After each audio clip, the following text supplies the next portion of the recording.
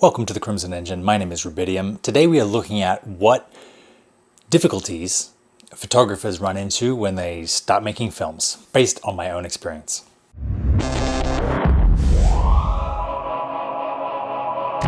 Over the last couple of years, with the release of new cameras, but probably starting with the 5D Mark II from Canon that allowed you to record video on a, professional stills camera, more and more photographers are getting into video, getting into film, getting into cinema.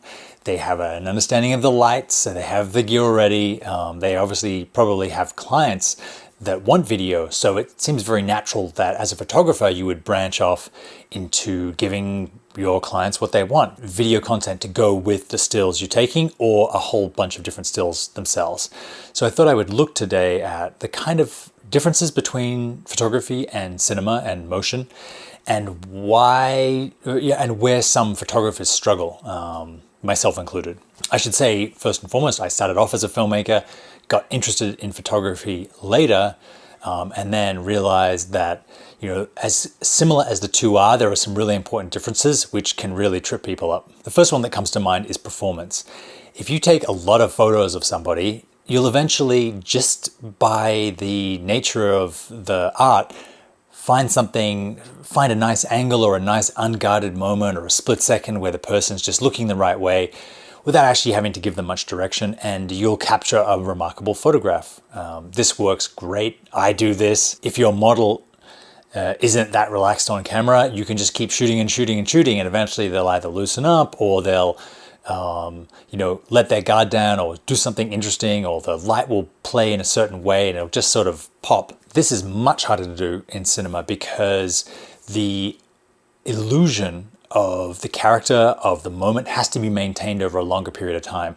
You have to do a lot more work into creating something rather than just shooting and capturing something. If you're a photographer, imagine trying to shoot an entire sequence of hundreds of photos, all of which are good, none of which are a bad image. That's filmmaking, right? You have to, and it takes a different type of actor in front of the camera. I think photographers get really good at seeing the potential of a model, knowing that they can get something usable from them, even if they're not a professional. With actors, it's a lot more difficult. You can't just put a model in front of a camera and expect to get something good in the way that you usually can get away with in photography, or at least the way that I've been able to get away with things in photography. Another way that I think photography is different from filmmaking is that the image is the image in photography. It just needs to be beautiful or interesting.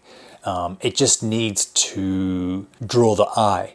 Whereas in filmmaking, there's much more of a need to tell a story. And I think what a lot of photographers do wrong when they get into filmmaking is they try and bring that same sense of beauty to their films, and their films end up looking like cosmetic commercials or perfume ads. They end up looking very on the surface beautiful, but with nothing underneath. You need to dive deeper with film. People expect more story. People expect more substance from a film than they do from photography. Photography is a lot more consumable. And I'm talking in generalizations here. People scroll through Instagram and like, oh, that's cool, that's cool, that's cool. But they'll judge a film on a much higher criteria. Does it suspend my disbelief? Do I feel for the characters? Do I understand the story? All these things are extra layers of complexity. Which brings us to our next point. Filmmaking requires a team. It's too much. It's too much to do alone, like a lot of photographers do. Yes, photographers have assistants, and some have DITs, and some have whole teams.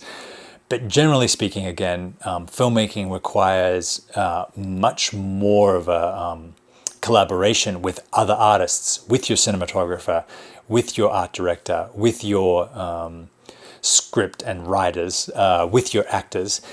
You become less of an sole artist and more of a focus point, both to express what you're going for and then to filter everyone's ideas to that, than you are someone who sort of has their hands in the artwork and gets to control every little piece. There's just too many moving parts in cinema. It's just too difficult. Even if you have a lot of time and a lot of resources, you need to delegate and you need to work with people who share your vision and who can understand what you're trying to do and let them and empower them to do what they do. Fixing things in post is a lot more difficult in filmmaking than it is in photography. You know, in photography, you're used to photoshopping out the hairs or cleaning up the skin or, you know, basically replacing the background. You can still do these things in film. They can be far more expensive because not only do you have to do them 24 times a second for film, but it's very difficult to make that look consistent. In film, it's much more efficient to get it right in camera and improve it in post than it is to get the plate and create the image in post. You have to be a lot less tolerant of faults as a filmmaker because you can't go through every frame and erase that hair or that fly on the wall or you know, brighten the skin every single time. Yes, you do a lot in post. It's just, you just don't have the same level of control without spending hundreds of thousands of dollars. Speaking of which, my backlight died somewhere in that last point, so I can't go back and fix it in post. We're just gonna have to live with it. My final point is, while there are a lot of differences, there are a lot of similarities as well. And if you've developed an eye and a vision and a sense of taste and a confidence with the camera as a photographer, there is a lot of that you can bring over to filmmaking. You just need to understand that it's a different space, that it requires new skills. But you know, the hardest part of both film and photography, I think, is finding your voice. And once you've found that in stills, it really is a very small adaptation to bring that into motion. Thanks very much for watching, guys. Leave your questions in the comments below. Were you a photographer that became a filmmaker or vice versa? I'd love to get your take on it. But really appreciate you watching. Subscribe if you want more videos like this, and I will see you next time.